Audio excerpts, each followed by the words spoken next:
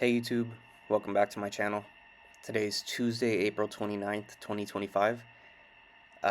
This is going to be a quick video again. It's a loss today, and it's a tough loss, I'll be honest. It sucks.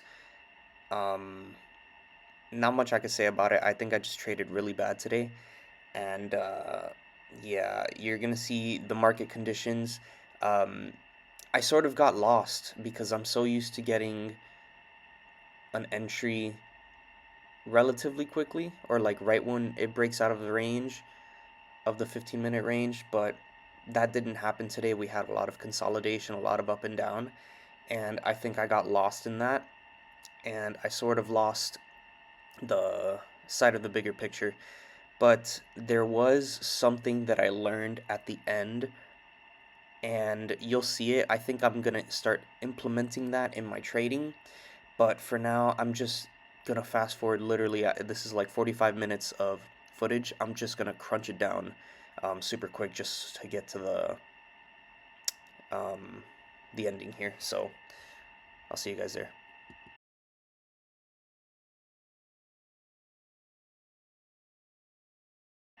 So right about here, you're gonna notice that there's two previous consolidation ranges with, and keep this in mind, they have a big move coming out of it, right?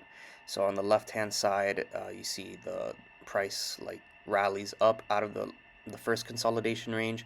The second one, it dumps right out of the consolidation range.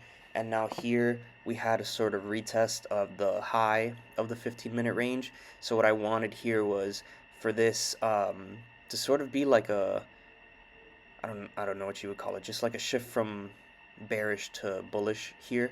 I wanted to see this work and then get another entry to go long.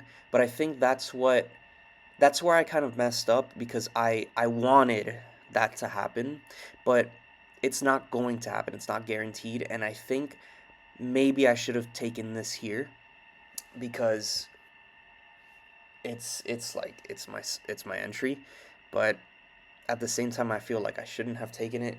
But the main thing that I came to notice, and I'll talk a little bit here because I only have like such a short clip of the practice trade I took. When I see this consolidation, if I go up to the 2-minute chart, which you'll see in the next clip, um, I could treat the consolidation as, in this case, like the first of the two. I could treat it like a bull flag, and I can take a trade based off of that. I can get in long when it breaks above the high of the consolidation. Same thing if we're shorting when it breaks past the low of the consolidation, and just treat it like a flag setup instead of waiting for a candle closure outside of it and then getting a setup, because then I can actually miss out. Like it's not FOMO at that point if I'm actually missing out on a setup. It's FOMO if I get in when my setup isn't there. So I'm gonna now speed this up to the practice trade, and you'll see what I'm talking about.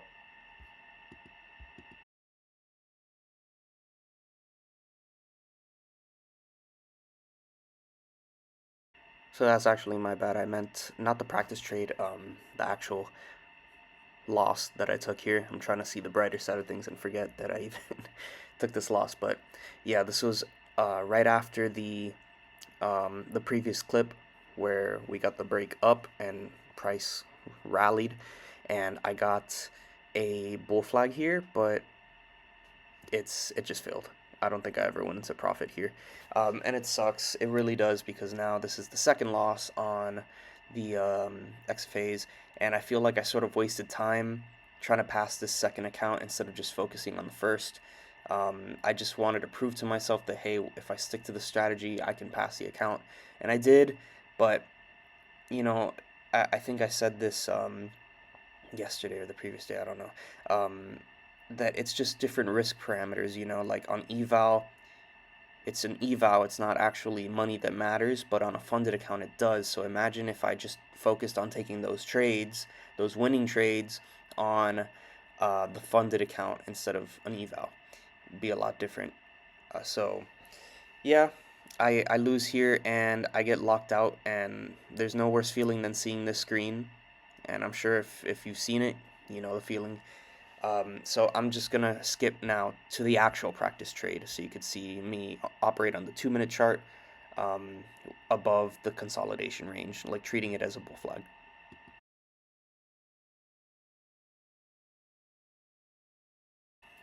So I started the recording a little late, but I did get in like once it broke past the high originally that I entered on the losing trade. I went on the 2 minute chart, so it's a little more put together, not a lot of candles. And you see, once price broke past the high there, I got in with two contracts on the practice account, and it went straight to TP. Now, the lesson that I learned today was if I see this type of price action, like basically if I don't get my entry like within a reasonable amount of time and it's not just chopping above or below the range like it did today, I'm just gonna stop trading. I'm not even gonna bother trading that day.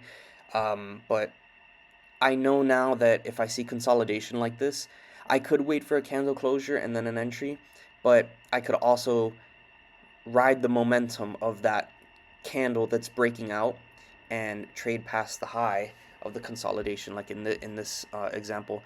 And there was another, I think I mark it here.